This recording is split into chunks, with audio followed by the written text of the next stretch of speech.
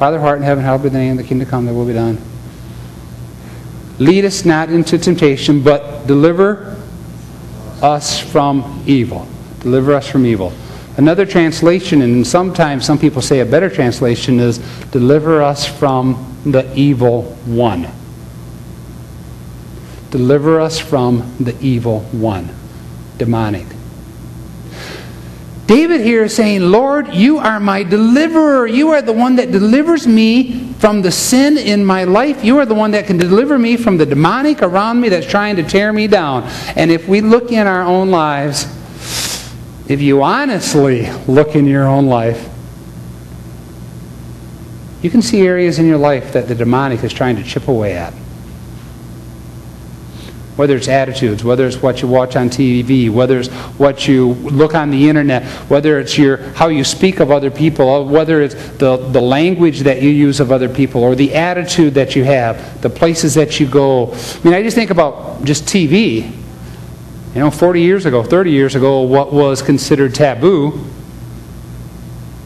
is now on prime time. I mean, it's just totally changed. And what have we as Christians around the world done? We've just sort of gone by and accepted it all. Deliver us from evil. Deliver us, O Lord. The psalmist says, Oh God, you are my shield. You are my shield. There's two Hebrew words for shields. Two Hebrew words. The one Hebrew word is a word which refers to a full-bodied shield which would totally protect the soldier. So they hang on to it and they're totally protected. This word that's being used here in the Hebrew is the word for a small shield which protects more of the internal organs. Used for the infantrymen or for the officers. When they would hang on to, and it's a small shield. But it's mobile. You can get around with it. David here says, Lord, you are my shield. You are the one that protects my inner organs. You are the one that protects my heart. From what? From the evil one. Deliverance from the evil one. See how these all fit together? It's amazing how it all fits together. You are the horn of my salvation. The horn of my salvation. Think about it if you like to watch nature shows. You get two wonderful rams from Alaska mountainsides up in Alaska. And these rams come crashing together with their horns and it makes a loud noise. And those horns represent strength and power. The power of the ram. Well, within the biblical time, those horns also represented the power of God. And they would take the horn, and the horn could be used in the sanctuary, and the horn would be put on one of the altars. And individuals could go into the temple, the sanctuary, and two different times it's talked about this in the Old Testament, that somebody goes into the temple and takes a hold of the horn for sanctuary, for the power of God to give them sanctuary. Where do we get the idea of, sort of on old TV westerns, if people end up going to church, they're in sanctuary place, they're a safe place, and we get upset when people burn down churches. Well, it's a sanctuary place, the power of God. The psalmist says, Lord, you are the horn of my salvation. You are the power of my salvation. It's not what I do. I can do everything possible in my entire life. I can give everything that I own away. I can volunteer all week long at Jesus Loves Kalamazoo. I can do that all year long doing street ministry. But if it's not here, and if my life isn't protected by your power, it's going to mean all or nothing. You are the horn of my salvation. You are my stronghold. The Hebrew word for stronghold here is a high fortress again, which is up on a mountain, up on a big hill, that they can see the enemy coming.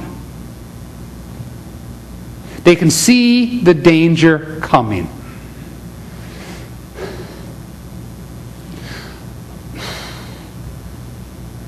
The book of Proverbs talks about gray hair as a sign of wisdom, which is nice because I'm starting to get gray hair. Gray hair is a sign of wisdom.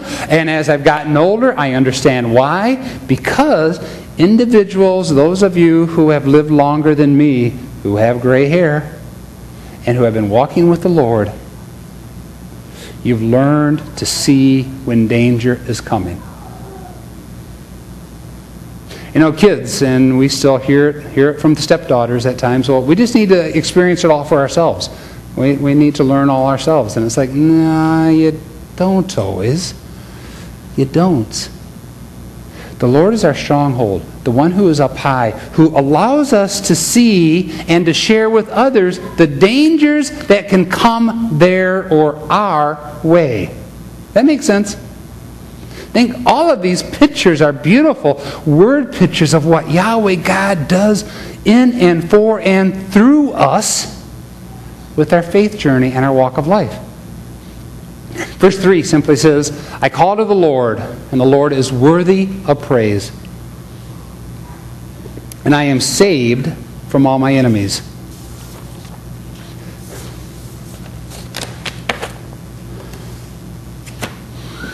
This past week, at the base, and I think most of you know I'm a chaplain out there with Battle Creek, the Air National Guard base.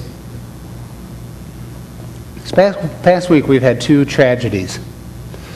One was a suicide of about a 76, 77-year-old wife, mother, grandmother, great-grandmother. And that was one of the tragedies that we've been dealing with out there. And one of the deacons here stepped up, and I appreciate it that you stepped up and helped out with it. The other one was one that took place last week, Saturday. Let me back up. The week before last Saturday, so about 2 weeks ago, a little 8-year-old boy and his mom are doing devotions. They're in their house. And if you don't know what devotions are when you sit down with your kids and you do some prayer time or do some Bible reading with your kids. Really important to do. Really important. Mom and Jeremiah were doing some devotional time, sitting on the fireplace. Little Jeremiah, 8 years old, said to his mom, I want to live with Jesus. I want to live with Jesus. That same week, somebody else said to Erica, the mom, there's something about your son Jeremiah. He's just glowing this week. His face is glowing. There's just something about him that's different this week. And Mom, Erica, didn't think anything of it. Well, the dad, Glenn, is a Seventh-day Adventist lay pastor. About 2-3 years ago, I had a chance on a Saturday to go speak at his church where he speaks. And he was, last week Saturday, in Ohio, preaching at a church on Saturday morning. Saturday afternoon, they retired. They went to a friend's apartment complex. Glenn, dad, was tired. He went to take a nap. Mom took the two boys, Jeremiah and Hosea, to go swimming. Jeremiah was attached at the umbilical cord to his mom. And she told me that. She pretty much said it on Friday, just a few days ago again, in front of 500-600 people. She turned her back, take her outfit off, bathing suit underneath, turned around. Her son had jumped into the deep end. In a split second, what he had said 3 or 4 days earlier, Mom, I want to be with Jesus. He was there. Somebody else that was out there, only 4 or 5 adults. One was from Marines, had been a Marine, new self-aid buddy here, jumped in, tried to revive Jeremiah, but there was no reviving him. What makes this even if you want to say more tragic is 9 years ago, Glenn and Erica lost another child who was an infant as a daughter. So 2 out of 4 children have died. On Monday, I went and saw him on Tuesday night. On Monday, Erica said that she was in her prayer time and she saw Jesus in the deep end of the water.